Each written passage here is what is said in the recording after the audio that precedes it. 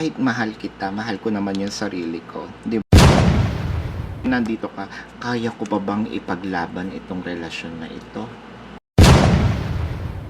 Nandito tayo sa isang karelasyon na ang hirap basahin.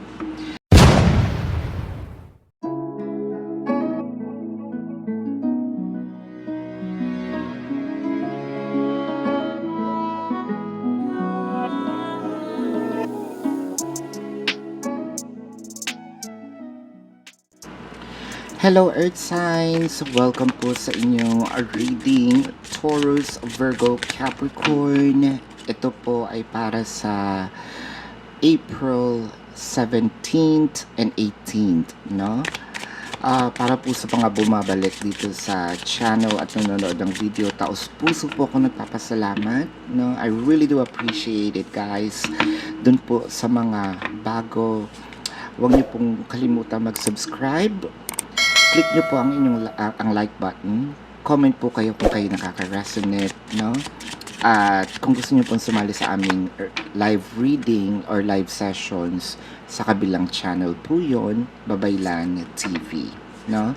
Hit nyo rin ang notification bell, ayan, para po ma-notify po kayo every time na nagre-release tayo ng bagong video.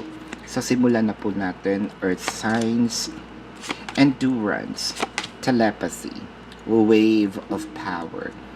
So, nandito tayo sa isang karelasyon na ang hirap basahin. Nandito tayo sa isang karelasyon meron tayong karelasyon na parang may mood swings, kumbaga, no? Parang meron siyang switch on and off, no? Minsan ang na-experience mo sa kanya sobrang saya, minsan sobrang lungkot. No, wala ka dun sa extreme na kalmado, no? Kapag masaya, so buong buo yung saya. Kapag malungkot, dahil luha naman, no? Minsan may takot, ayan. So parang hindi ko mawari kung anong gusto niya, no? Parang ganun yung lumalabas sa ating isipan. Gusto ko sanang malaman ano yung tumatakbo, no, sa isip niya, para at least alam ko yung ikikilos ko, or pwedeng ano ba kami? Diba? Ano ba kami? Kasi binigay ko na lahat, 'di ba? Pwede rin tong ang tagal-tagal na namin magkarelasyon. MU pa rin ba? O nandito pa rin ba kami sa stage na to? Kailan naman kami mag-move forward sa isang medyo another level, no? Kumbaga gamay na gamay ko na tong stage na to. Pwedeng meron naman dun tayo sa medyo hindi challenging, pero medyo dun sa seryoso, no? Sino ba naman gusto ng challenges, 'di ba? Pero dun tayo sa seryoso, no? Close to cohabitation, proposal, marriage, no? Or at least bigyan mo ko ng dahilan or label, 'di ba? Oh, ayan. Kasi parang ang hirap na, dahil parang feeling mo ako na lang nang nagda-drive ng connection, no? Bakit parang tinamad ka? So enthusiastic ka pa ba sa relationship natin, no? Bakit parang nanamlay, no?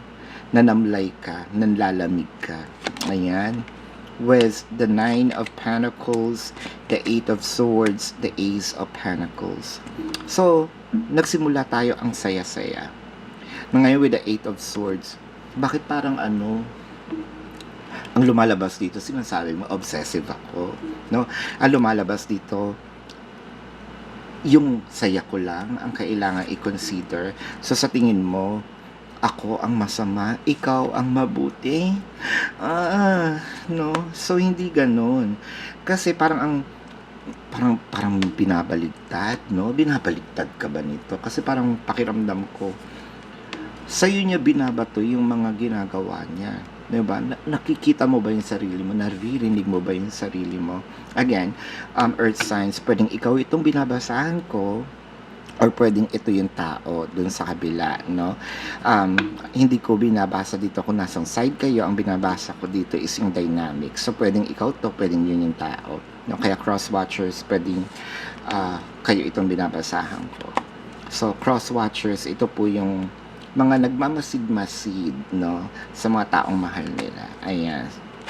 So, Three of Cups, the Knight of Pentacles, and the Page of Swords. So, bakit parang may mga pinag-usapan dito, ang saya ng mga plano nung nagsisimula. Meron tayong either aalis, no? Bakit nauudlot? Bakit na-reschedule? Bakit pinapatagal, no? Intentional ba ito? O talagang may nangyayari lang? Magtapat ka nga sa akin, di ba? Magtapat ka sa akin. Ano bang gusto mo sa relasyon? Gusto mo bang umalis ako? Gusto mo ba ako magstay dito? Di ba? Hindi ko na maintindihan eh. With the 10 of Cups, 6 of Wands, and the 5 of Wands. So, ang nakikita ko dito, mahal nyo naman yung isa't isa. Nandun na nga tayo. No? Meron lang talaga kayong parang hindi pinagkakasundoan kapag yun na yung nagiging topic. Pwedeng ito din yung ex mo, no? Or ex ko. Ayan. Kapag ito na yung lumabas, yung topic, no, parang nababad trip ako. Ayan. May nagwawala. At yun ang pinagsisimulan ng ningas, kumbaga, ng away. Ayan. Mahal mo pa ba yung ex mo? No? Ganyan. With the 4 of Wands, the King of Swords, the 2 of Pentacles. So, may selos nga. No?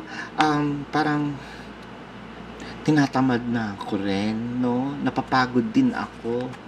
Anong kala mo sa akin, robot? Napapagod din ako, no?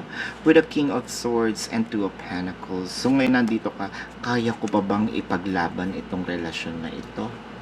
No? Hi. With the Fool card, the 8 of Cups, the 7 of Swords. Kasi parang hindi lang ito selos eh. Meron talaga din akong kutob, no? May kutob ako na kaya ka nawawala ng gana or nanlalamig ka. Merong bago. Meron ditong 8 of Cups, no? Parang sa'yo naman ayaw mong kesa matagal na kitang pinaglaban, no? Matagal na kitang pinaglaban. Ngayon bibigyan kita ngayon. Parang ito na yung last straw, no? Doon ka o sa akin, 'di ba? Kasi hindi lang to kutob.